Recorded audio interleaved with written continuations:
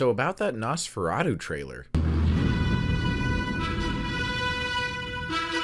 The Bikeriders, starring Austin Butler, Tom Hardy, and Jodie Comer, is about Kathy and Benny, who is the newest member of a Midwestern motorcycle club, the Vandals, led by the enigmatic Johnny. Much like the country around it, the club begins to evolve, transforming from a gathering place for local outsiders into a dangerous underworld of violence, forcing Benny to choose between Kathy and his loyalty to the club. Now, the marketing for this movie was absolutely terrible. Literally, one of the only reasons why I went to go see this movie was because I knew that the Nosferatu trailer was going to be in front of it, and it was also getting solid reviews. So I was thinking about going to see it this weekend, and then once they had that trailer in front of it, I 100% was coming to this movie.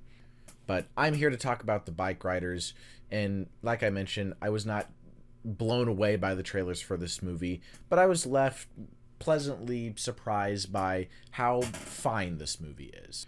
Austin Butler and Tom Hardy are some of the best actors working today, and they both give you their very interesting accents. Tom Hardy is just so interesting because there's something about every single one of his accents that you love, but I also hate it at the same time. Jodie Comer is the heart and soul of this movie. She is the vehicle for the audience, and the audience sees this movie through her eyes. She's really the star of this movie. She probably has the most amount of screen time, and she does an absolutely fantastic job. I doubt there's any Oscar campaigns behind this movie, but I wouldn't be too mad if at the end of the year she does get some sort of nomination, whether it be for Best Lead or Best Supporting.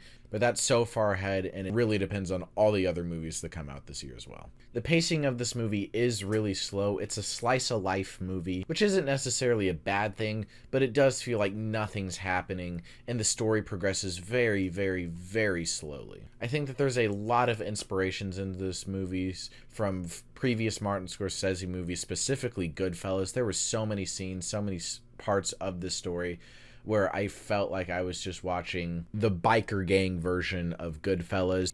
They explore some interesting themes, but not anything too in-depth, and it just becomes a little bit of a jumbled mess.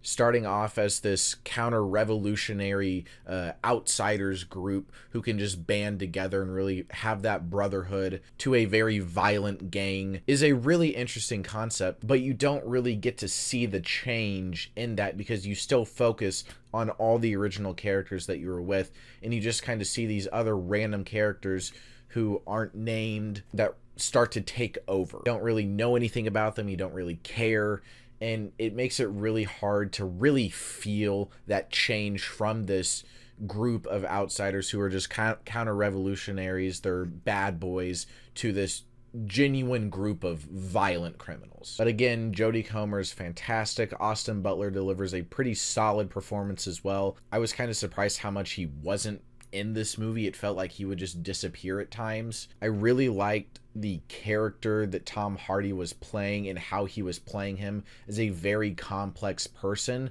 I just wish that we got to see even a little bit more of him and more of his family side, because I think that there was a lot to explore there and just how he balanced everything in his life. I wouldn't be surprised if there was some scenes on the cutting room floor explaining his backstory, because we got a little bit of it and how he wanted to originally form the biker club, and we know that he has a family. I just wish that we got to see a little bit more of that so we could see both sides of him as a family man and the leader of this biker club that eventually turns into more of a gang. I like how the story's told with how it just jumps around from certain places. It's not hard to follow whatsoever, and that does help the slow pacing of this movie a little bit.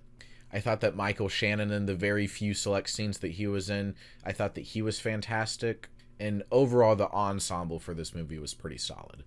So to really give the Bikeriders a rating, I'd call this movie a solid protein bar-like movie. It'll fill you up, you'll somewhat enjoy it, you're not really going to remember it, you got a little bit of substance from it, you got a little bit of enjoyment from it, but it's not going to fill you up all the way. You're still going to have to eat dinner later, and that's okay. There's some movies that just need to be that, and that's what this movie is. It's a perfectly fine, perfectly average movie. So if you want to see my star ratings, go follow me over on my Letterboxd down in the description below. Make sure to follow us over on Twitter as well. The only thing that I have to add is that the Nosferatu trailer was so good. I love every single Robert Eggers movie. I cannot wait to go see Nosferatu.